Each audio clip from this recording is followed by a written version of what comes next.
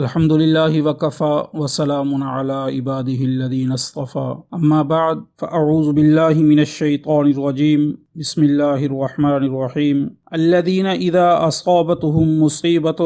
قالوا انا للہ وانا الیہ راجعون وقال النبی صلی اللہ علیہ وسلم ما يصيب المسلم من نصب ولا وصب ولا هم ولا حزن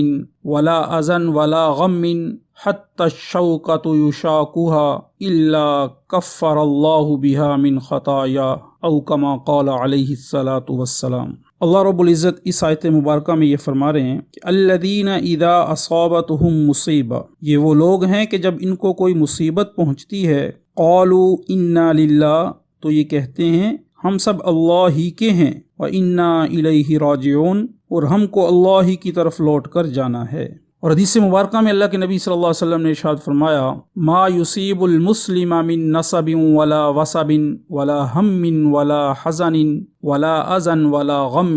کہ مسلمان کو تھکاوٹ، بیماری، غم، تکلیف، یہاں تک کہ حتی الشوکۃ یشاکها، یہاں تک کہ اگر کوئی کانٹا بھی اسے لگتا ہے تو اس پر جو پریشانی ہوتی ہے الا کفر اللہ بہا من خطایا، تو اللہ اس کے بدلے میں اس کے گناہوں کو معاف فرما دیتا ہے۔ تو میرے محترم دوستو، اللہ رب العزت اپنے بندے سے کتنا پیار کرتا ہے۔ اب اللہ کے نبی صلی اللہ علیہ وسلم ایک حدیث میں فرما رہے ہیں کہ اگر کسی بندہ کو ایک دن بخار آتا ہے اور وہ اس پہ صبر کرتا ہے، لوگوں میں شور نہیں کرتا، واویلا نہیں کرتا، صبر کرتا ہے، تو ایک دن کا بخار اس کے پچھلے گناہوں کو اللہ سے معاف کروا دیتا ہے۔ ایسے ہی اللہ کے نبی صلی اللہ علیہ وسلم ایک دوسری حدیث میں ہمارے جس کا مفہوم ہے کہ اگر کوئی بندہ بیمار ہوتا ہے اور بیماری کے حالت میں وہ 40 دفعہ لا الہ الا انت سبحانک انی کنت من الظالمین یہ پڑھتا ہے، تو اگر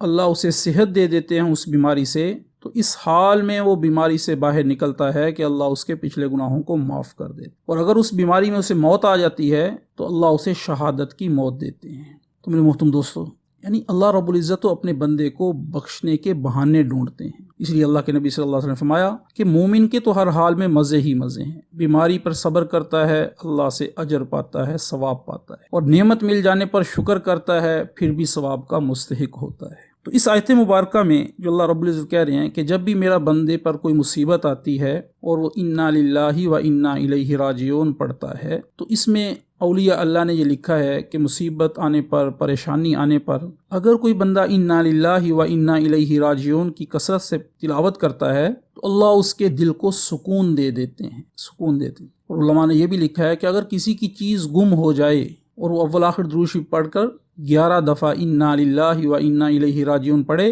تو اللہ اسے وہی چیز لوٹا دیتے ہیں یا اس سے بہتر اسے دے دیتے ہیں۔ تو اسی آیت کے ذیل میں ایک واقعہ ابن کثیر میں لکھا ہوا ہے۔ حضرت ام سلمہ رضی اللہ تعالی عنہ فرماتی ہیں کہ میرے شوہر ابو سلمہ رضی اللہ عنہ ایک روز حضور پاک صلی اللہ علیہ وسلم کی مجلس سے بڑے خوش میرے پاس آئے اور کہنے لگے کہ آج میں نے ایک ایسی حدیث سنی ہے کہ میں جس کی وجہ سے بہت ہی خوش ہوں۔ تو میں نے پوچھا اچھا مجھے بھی سناؤ، وہ کیا حدیث ہے؟ تو وہ کہنے لگے کہ اللہ کے نبی صلی اللہ علیہ وسلم نے فرمایا کہ جب کسی مسلمان کو کوئی تکلیف پہنچے اور وہ کہے اللہم اجرنی فی مصیبتی واخلف لی خیرا منہا، ترجمہ اس کا یہ ہے کہ اے اللہ مجھے اس مصیبت میں اجر دے اور مجھے اس سے بہتر بدلہ عطا فرما، تو وہ فرمانے لگے کہ اللہ رب العزت اسے اجر اور بدلہ ضرور دیتے ہیں، یا تو اللہ وہی چیز دے دیتے ہیں یا پھر اس سے بھی بہتر اللہ اسے چیز جو ہے عطا فرماتے ہیں۔ تو تمہیں سلمہ رضی اللہ تعالی عنہ فرماتی ہیں کہ میں نے اس دعا کو یاد کر لیا۔ پھر وہ فرماتی ہیں کہ چند دنوں کے بعد میرے شوہر ابو سلمہ رضی اللہ تعالی عنہ کا انتقال ہوا، تو میں نے انا للہ و انا الیہ راجعون پڑھ کر پھر یہ دعا پڑھی اللہم اجرنی فی مصیبتی واخلف لی خیرا منہا۔ لیکن مجھے خیال آیا کہ بلا میرے شوہر ابو سلمہ سے بہتر شخص مجھے کون مل سکتا ہے، تو اس سے بہتر مجھے کہاں سے شوہر ملے گا؟ لیکن وہ فرماتی ہیں کہ جب میری عدت گزر چکی اور میں ایک روز جو ہے کھال کو دباغت دے رہی تھی، یعنی کھال جو ہے اس کو سکھا رہی تھی، حضور پاک صلی اللہ علیہ وسلم تشریف لائے اور اجازت لے کر اندر آئے، تو میں ہاتھ دھو کر آپ صلی اللہ علیہ وسلم کے پاس بیٹھی، آپ صلی اللہ علیہ وسلم کو گدی پر بٹھایا، تو آپ صلی اللہ علیہ وسلم نے مجھ سے نکاح کرنے کی خواہش ظاہر کی، تو میں نے کہا یا رسول اللہ علیہ وسلم میری خوش قسمتی کی بات ہے، لیکن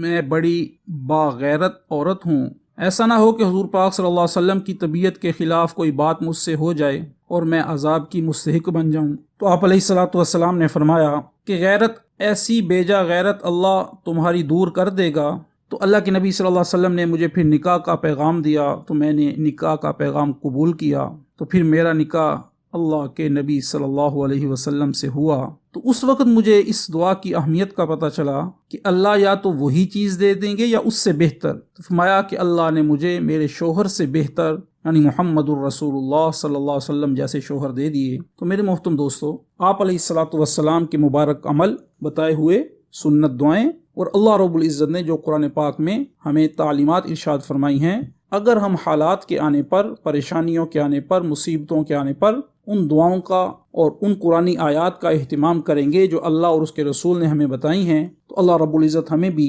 ایسے ہی مصیبتوں سے نجات دے گا جیسے اللہ اپنے نیک بندوں کو دیا کرتے ہیں۔ اللہ ہم سب کو اس پر عمل کرنے کی توفیق عطا فرمائے۔ وما علینا الا البلاغ۔